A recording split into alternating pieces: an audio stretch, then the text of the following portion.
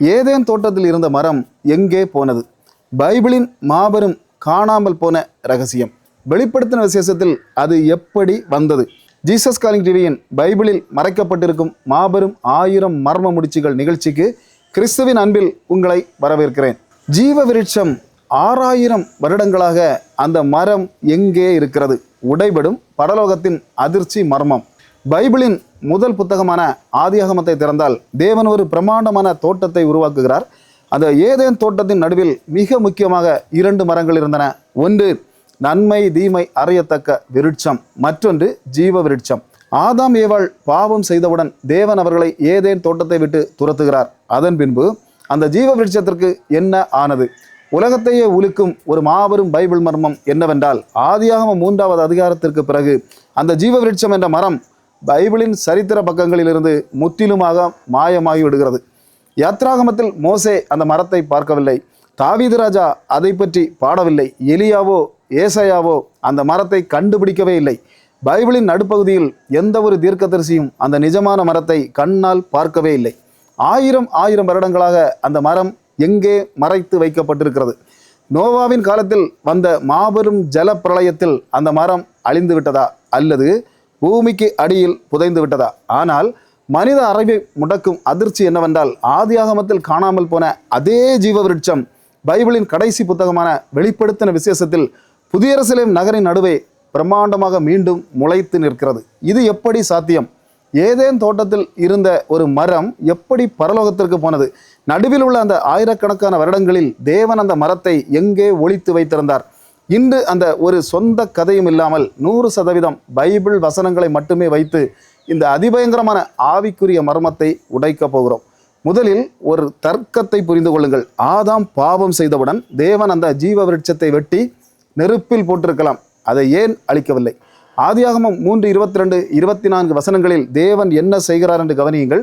ஆதியாகமம் 3:22-24 இப்பொழுதும் அவன் தன் கையை நீட்டி ஜீவ விருட்சத்தின் கனியையும் பறித்து புசித்து என்றைக்கும் உயிரோடு இராதபடிக்கு ஜீவ விருட்சத்திற்கு போகும் வழியை காக்க ஏதேன் தோட்டத்துக்கு கிழக்கே கேருபீன்களையும் வீசிக்கொண்டிருக்கிற சுடரொளி பட்டயத்தையும் வைத்தார்.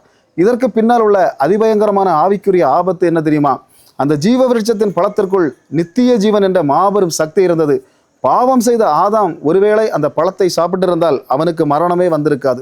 ஆனால் அவன் என்றைக்கும் ஒரு பாவியாகவே பூமியில் உயிரோடு வாழ வேண்டிய கொடூரமான சாபத்திற்கு ஆளாகி இருப்பான். பிசாசுகளைப் போல அவனும் மரணமில்லாத கொடியவனாக மாறியிருப்பான். மனிதன் என்றென்றைக்கும் பாவத்தில் உழலக்கூடாது, அவனுக்கு மீட்பு கிடைக்க வேண்டும் என்பதற்காகத்தான் தேவன் மரணத்தை அனுமதித்து ஜீவ விருட்சத்தின் வழியை அடைத்தார். தேவன் அந்த மரத்தை அழிக்கவில்லை. கேருபீன்கள் என்ற பிரம்மாண்டமான தூதர்களையும் சுழலும் நெருப்பு பட்டயத்தையும் வைத்து அந்த மரத்தை பாதுகாத்தார். ஏனென்றால் அந்த மரம் மனித குலத்திற்காக தேவனால் உண்டாக்கப்பட்ட நித்திய பரிசு. பாவம் செய்த மனிதன் அதற்கு தகுதியற்றவன் என்பதால் தேவன் அதை தற்காலிகமாக மனித கண்களிலிருந்து மறைத்து விட்டார். சரி, தேவன் அதை காவல் காத்தார். ஆனால் ஆதியாகமம் 6ஆம் அதிகாரத்தில் உலகமே தண்ணீர் மூழ்கியதே, மாபெரும் ஜலப்பிரளயம், பூமியின் சகல மரங்களும் அழிந்து போனதே. அப்போது இந்த ஜீவ விருட்சம் என்ன ஆனது? இங்கேதான் வேதாகமம் மனித மூளைக்கு எட்டாத ஒரு மாபெரும் ஆவிக்குரிய இடமாற்றத்தை ரகசியமாக பதிவு செய்திருக்கிறது. பழைய ஏற்பாட்டில் எந்த இடத்திலும் நிஜமான ஜீவ விருட்சம் பூமியில் இருந்ததாக பதிவே இல்லை. ஆனால் புதிய ஏற்பாட்டில் 2 கொரிந்தியர் 12:2-4 வசனங்களை பவுல் அப்போஸ்தலன் ஒரு அதிர்ச்சியான தரிசனத்தை சொல்லுகிறார்.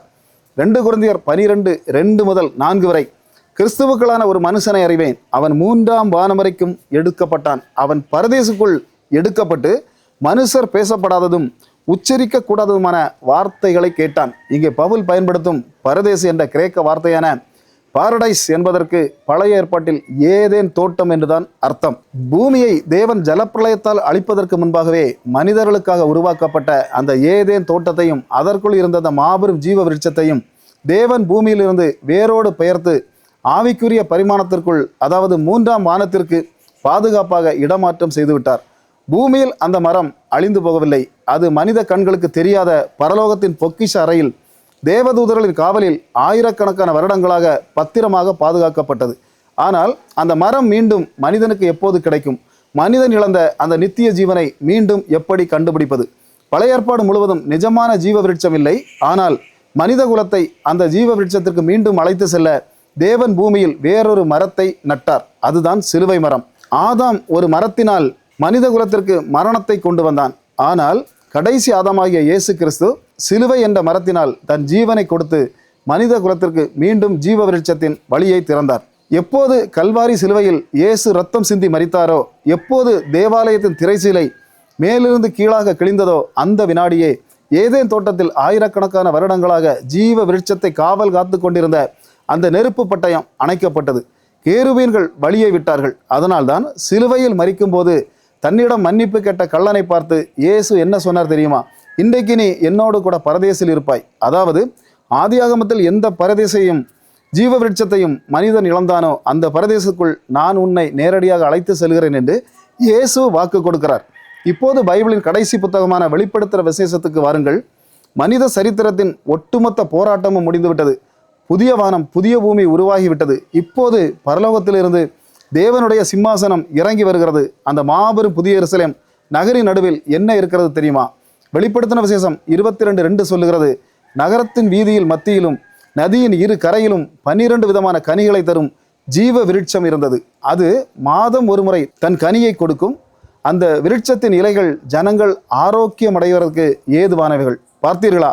ஆதியாகமத்தில் ஒரு தனி மனிதனுக்காக ஏதேன் தோட்டத்தில் வைக்கப்பட்டிருந்த அந்த மரம் எந்த சேதமும் இல்லாமல் இப்போது வெளிப்படுத்துகிற விசேஷத்தில் கோடிக்கணக்கான பரிசுத்தவான்களுக்கு நடுவில் புதிய எருசலேம் என்ற ராஜ வீதியில் மாபெரும் விருட்சமாக நிற்கிறது. ஆதியாகமம் 3 தேவன் அந்த மரத்தை மனிதனுக்கு தராமல் மறைத்து வைத்தார். ஆனால் அதே தேவன் வெளிப்படுத்தின விசேஷம் 2:7 ஜெயங்கொள்ளுகிறவன் எவனோ அவனுக்கு தேவனுடைய பரதேசில் இருக்கிற ஜீவ விருட்சத்தின் கனியை புசிக்க கொடுப்பேன் என்று மாபெரும் வாக்கு தத்தத்தை நிறைவேற்றுகிறார். நடுவில் உள்ள 1000 வருடங்கள் அந்த மரம் எங்கும் போய்விடவில்லை. அது கிறிஸ்து இயேசுவின் மூலம் மீட்கப்பட போகும் திருச்சபைக்காக, உங்களுக்காகவும் எனக்காகவும் 3ஆம் வானத்தில் தேவனால் பாதுகாக்கப்பட்டு கொண்டிருந்தது. இதுதான் ஜீவ விருட்சத்தின் 100% உண்மையான வேதாகம ரகசியம். காணாமல் போன ஜீவ விருட்சத்தின் மர்மத்தை உடைத்தோம். ஆனால் வெளிப்படுத்தின விசேஷம் 22வது அதிகாரத்தில் உள்ள அதே வசனத்தில் மனித மூளையை ஸ்தம்பிக்க வைக்கும் அடுத்த மாபெரும் சஸ்பென்ஸ் காத்திருக்கிறது. ஜீவ விருட்சத்தின் இலைகள் ஜனங்கள் ஆரோக்கியம் அடைவதற்கு ஏதுவானவைகள் என்று அந்த வசனம் சொல்லுகிறது. ஒரு நிமிடம் யோசியுங்கள். பரலோகத்தில் வியாதிகளே கிடையாது, மரணமே கிடையாது என்று பைபிள் ஆணித்தரமாக சொல்லுகிறது. அப்படி என்றால் நோயில்லாத பரலோகத்தில் எதற்காக இந்த மரத்தின் இலைகளை வைத்து மக்களுக்கு சுகம் கொடுக்க வேண்டும்? அங்கே யாருக்கு வியாதி வரப்போகிறது? அது மட்டுமல்ல, காலமே இல்லாத நித்திய பரலோகத்தில் மாதம் ஒரு முறை கனி கொடுக்கும் என்று ஏன் தேவன் பூலோக காலக்கணக்கை பயன்படுத்துகிறார்? அடுத்த பாகத்தில் புதிய எருசலேமில் உள்ள ஜீவ விருட்சத்தின் கனிகளுக்கும் சுகம் தரும் இலைகளுக்கும் பின்னால் ஒளிந்திருக்கும் அதிபயங்கரமான ஆவிக்குரிய மற்றும் மரபணு ரகசியங்களை 100% வசன ஆதாரங்களோடு உடைக்க போகிறோம். இது உங்கள் கற்பனை கேட்டாத ஒரு வெளிப்பாடாக இருக்கும். தொடர்ந்து காத்திருங்கள். மகாதேவனும் மகாராஜனுமாகிய இயேசு கிறிஸ்து சீக்கிரம் வருகிறார். கர்த்தர் உங்களை ஆசீர்வதிப்பாராக. மாரநாதா இயேசுவே சீக்கிரம் வாரும். ஆமேன், ஆமேன்.